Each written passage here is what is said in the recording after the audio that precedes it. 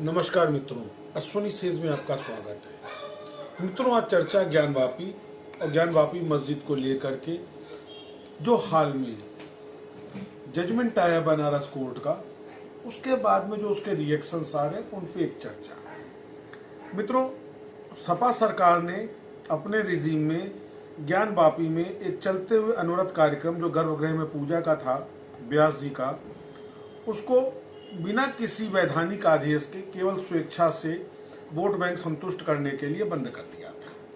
उसके बाद उसको लेकर के कानूनी लड़ाई हुई। कानूनी लड़ाई में कोर्ट ने आदेश किया कि पूजा अनवरत जारी रखी जाए।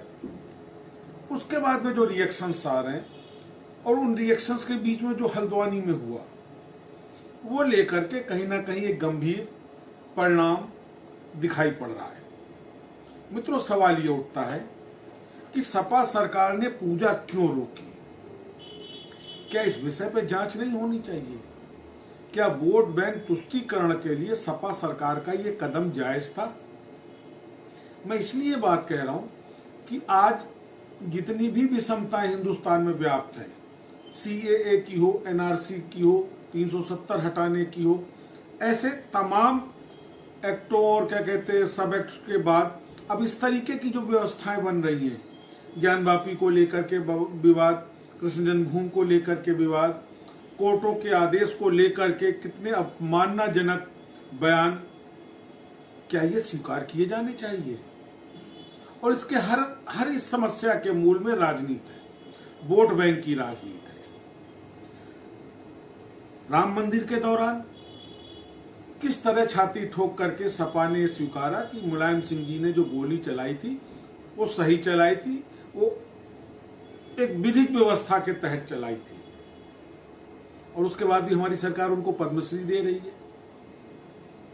सोचने वाली बात है कि क्या उन कार सेवकों को, जबकि 5-5 सेंट्रल फोर्सेस की कंपनियां जो है मौजूद थी फैजाबाद में, क्या वो रोक नहीं सकती थी? क्या उत्तर प्रदेश पुलिस नहीं रोक सकती थी? गोली चलाना क्या जरूरी था? पर चूंकि तुष्टीकरण की राजनीति थी, ठीक उसी तरीके से जैसे उन्होंने ज्ञानवापी में पूजा रुकवा दी, इसके बाद भी वो अपने को सेक्युलर कहते। हकीकत यह कि 42वें संशोधन से जो ये सेक्युलर शब्द हिंदुस्तान के संविधान में जबरदस्ती थोपा गया है, मूल विवाद की जड़ ये है। इस सेक्युलरिज्म के आधार पर जिस तरीके से राजनीतिक पार्टियां खेल करती हैं, अज्ञानता अनपढ़ता का फायदा उठाती हैं, इससे और कुछ नहीं हो रहा मित्रों। देश की सामाजिक समरसता खत्म हो रही है, देश का सामाजिक ढांचा चरमरा रहा है, और वोट बैंक की राजनीति के लिए आंतरिक विवाद बढ़ाया जा रहा है। आपने देखा होगा ज्ञानवापी को लेकर के, हल्द्वानी को लेकर किस तरह तौकीर रजा ने बयानबाजी करी, किस तरह ममता बनर्जी के एक मंत्री बयानबाजी कर रहे हैं, हम सुन रहे हैं, सरकार सुन रही है। क्या ये होना चाहिए? क्या सरकार का दायित्व तो नहीं बनता, खास करके उस सरकार का जो स्वयं को राष्ट्रवादी कहती है, उन सरकार का जो स्वयं को सेक्युलर कहती है, कि इस तरीके के बयान से देश की समरसता को बिगाड़ने वाले लोगों के विरुद्ध वो कार्रवाई होनी चाहिए जो एक नजीर पेश हो। तौकीर रजा क्या इतने बड़े व्यक्तित्व हो गए कि वो कोर्ट को चैलेंज करेंगे? ड्रामा देखिए, हम कानून पसंद लोग हैं। भाई, कानून ने ही तो आदेश किया था। फिर अगर आप कानून पसंद थे तो कभी आपने इस विषय पे कभी कोई आपत्ति उठाई कि 93 से पहले वहां चल रही पूजा क्यों रोकी गई? नहीं। लेकिन आज उठ रही है। क्यों? क्योंकि एक माहौल बनाया जा रहा है 2024 के चुनाव के लिए।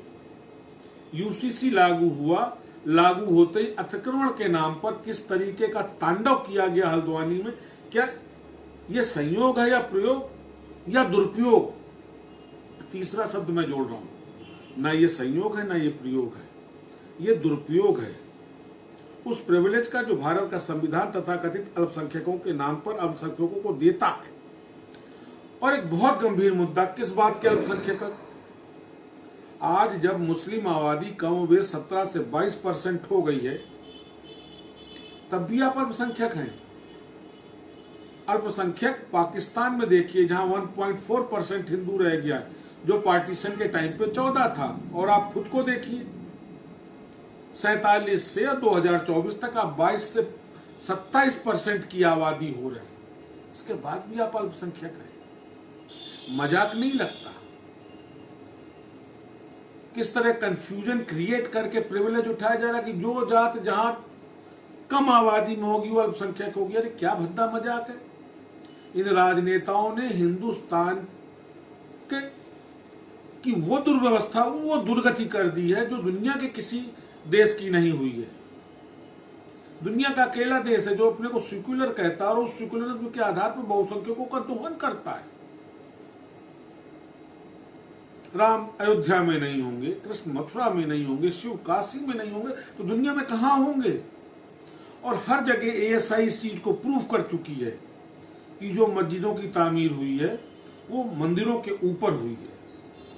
इतिहास इस चीज को प्रमाणित करता है।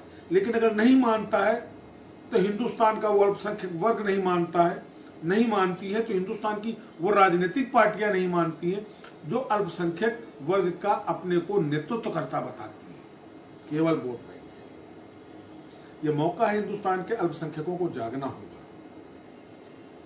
ये मौका है कि उनको समझना होगा कि उनकी धार्मिक भावनाओं के साथ साथ दूसरे की भी धार्मिक भावनाएं जुड़ी हुई है। और वैसे भी कहीं जबरिया कब्जा करके, कहीं जबरिया तोड़फोड़ करके, धोखाधड़ी करके, बल प्रयोग, हथियाए गए, कब्जा किए गए स्थान पर इबादत नहीं की जा सकती है। ये तो दीन ही है। तब आपको दीन नहीं दिखाई पड़ता, केवल इसलिए कि